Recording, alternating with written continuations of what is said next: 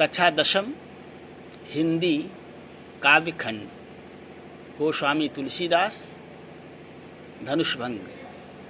राम बिलोके लोग सब चित्र लिखे से देख, चितैसी कृपया यतन जानी विकल विशेख। प्रस्तुत दोहा हमारी पाठ्य पुस्तक हिंदी के काव्यखंड में संकलित गोस्वामी तुलसीदास जी द्वारा रचित रामचरितमानस के बाल कांड के धनुषभंग शीर्षक से अवतरित किया गया है। प्रस्तुत दोहे में राम के धनुषभंग के समय का दृश्य और सीता जी के प्रति प्रेम को दर्शाया गया है। व्याख्या: राम बिलोके लोग सब। राम बिलोके, बिलोके देखे, राम ने देखा, लोग सब लोगों को देखा। धनुष तोड़ने के पहले राम ने एक बार सब लोगों को देखा। तो सब लोग कैसे दिखाई दे रहे हैं? चित्र लिखे से देख, चित्र के समान दिखाई दे रहे हैं। सब लोग मूर्तिवत दिखाई दे रहे हैं। एक टक सबका ध्यान केवल शिव धनुष की तरफ लगा हुआ है। चितैसी कृपया यतन, कृपा के सागर भगवान श्री राम ने चितैसी सीता जी को देखा। सीता जी को देखा, सीता जी कैसी दिखाई दे रही हैं? जानी विकल विशेख, सीता जी विशेष रूप से व्याकुल दिखाई दे रही हैं। देखी विपुल विकल वैदेही, निमिष बिहात कलप समतेही। त्रिषित बार बिनु जो तनु त्यागा, मुये करही का सुधा तड़ागा। देखी विपुल विकल वैदेही, वैदेही विदेह की पुत्री सीता जी को श्री राम जी ने देखा। देखी विपुल विकल वैदेही, वैदेही सीता जी अत्यधिक व्याकुल हैं। सीता जी की तरफ देखा तो सीता जी कैसी दिखाई दे रही हैं? अत्यधिक व्याकुल दिखाई दे रही हैं। निमिष बिहात, निमिष पलक झपने का जो समय है, एक क्षण बिहात व्यतीत हो रहा है। सीता जी का एक क्षण एक कल्प के समान व्यतीत हो रहा है। सीता जी कैसी दिखाई दे रही हैं? अत्यधिक व्याकुल दिखाई दे रही हैं। उनका एक क्षण एक कल्प के समान व्यतीत हो रहा है। एक कल्प का समय कितना होता है? 4 अरब 32 करोड़ वर्ष का एक कल्प होता है। और सीता जी का समय एक क्षण एक कल्प के समान, एक युग के समान व्यतीत हो रहा है। त्रिषित बार बिन जो तनु त्यागा, भगवान राम ने सोचा त्रिषित बार प्यास के बिना, त्रिषित बारी बारी जल, प्यासा हुआ व्यक्ति बारी बिनु जल के बिना अगर शरीर को त्याग दिया, तन को त्याग दिया, तो मरने पर मुए करही का सुधा तड़ागा, मरने पर किसी को अमृत का तालाब ही उड़ेल दिया जाए तो उसका कोई लाभ नहीं है। का वर्षा जब कृषि सुखानी, कृषि के सूख जाने पर वर्षा होने का कोई लाभ नहीं है। समय चूक पुण्य का पछतानी, और समय पर यदि कार्य नहीं हुआ, समय निकल गया तो पश्चाताप करने से कोई लाभ नहीं होता है। अस जिय जानी जान की देखी, प्रभु पुल के लखी प्रीति विशेखी।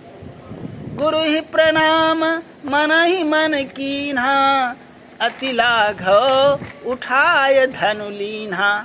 अस जिय जानी जानकी देखी, ऐसा जानकी जी को व्याकुल देखा। श्री राम जी का सीता जी के प्रति, सीता जी का श्री राम जी के प्रति इस प्रकार के विशेष प्रेम को देख करके प्रभु श्री राम जी का शरीर पुलकित हो गया। इसलिए उन्होंने गुरु ही प्रणाम मन ही मन कीना, श्री राम जी ने गुरु विश्वामित्र को मन ही मन अपने प्रणाम किया। अति लाघव उठाए धनुलीना, अत्यधिक शीघ्रता से धनुष को उठा लिया। और धनुष को जब श्री राम जी ने उठाया तो कैसा दिखाई दिया? धमक्यव दामिनी जिमि जब लयऊ पुनि नभ धनु मंडल सम भयऊ लेत चढ़ावत खैचत गाढ़े काहुन लखा देखी सब ठाढ़े तेहि छन राम माध्य धनु तोरा भरे भुवन धुनि घोर कठोरा। जब श्री राम जी ने उस धनुष को इतनी शीघ्रता से उठाया तो धनुष कैसा दिखाई दिया? दमक्यव दामिनी, जिस प्रकार से दामिनी माने बिजली चमकती है, जितनी देर में बिजली चमकती है, जिम जब लयऊ, जितनी देर में बिजली चमकती है उतनी ही शीघ्रता से धनुष को उठाया। पुनि नभ धनु मंडल सम भयऊ, नभ में आकाश में धनुष जो है मंडलाकार हुआ और बिजली के चमकने जैसा दिखाई दिया।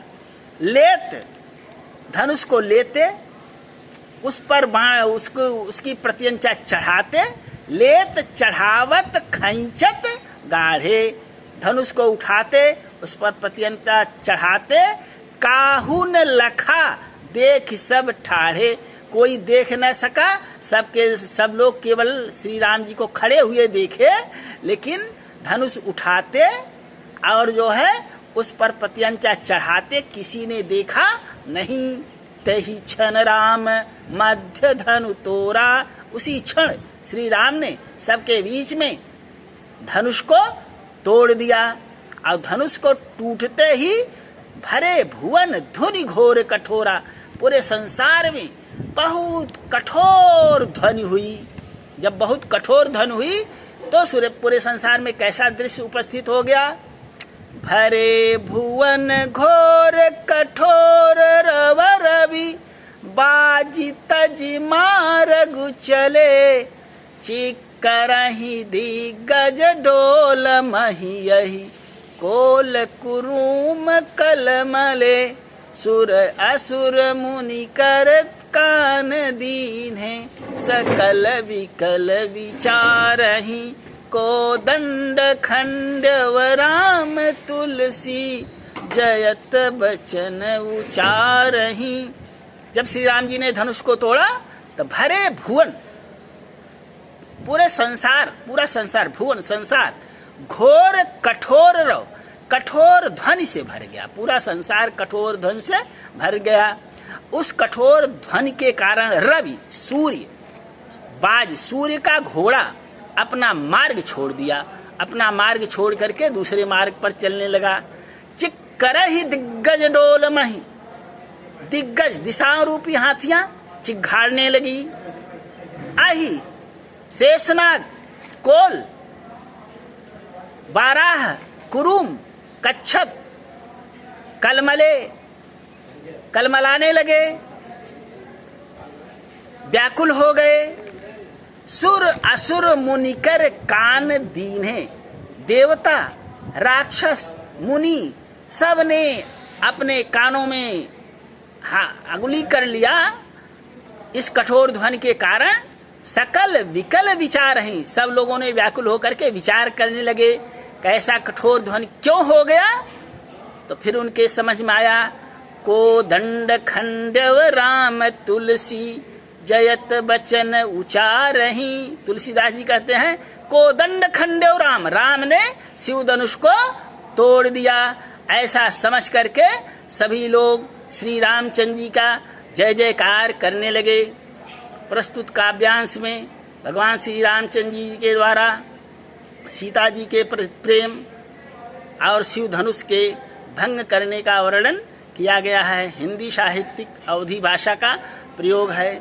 दोहा, चौपाई और सवैया छंद का प्रयोग किया गया है। शब्द शक्ति अभिधा और लक्षणा है। श्रृंगार रस का प्रयोग किया गया है। गुण माधुर्य है। शैली प्रबंध काव्य है। धन्यवाद।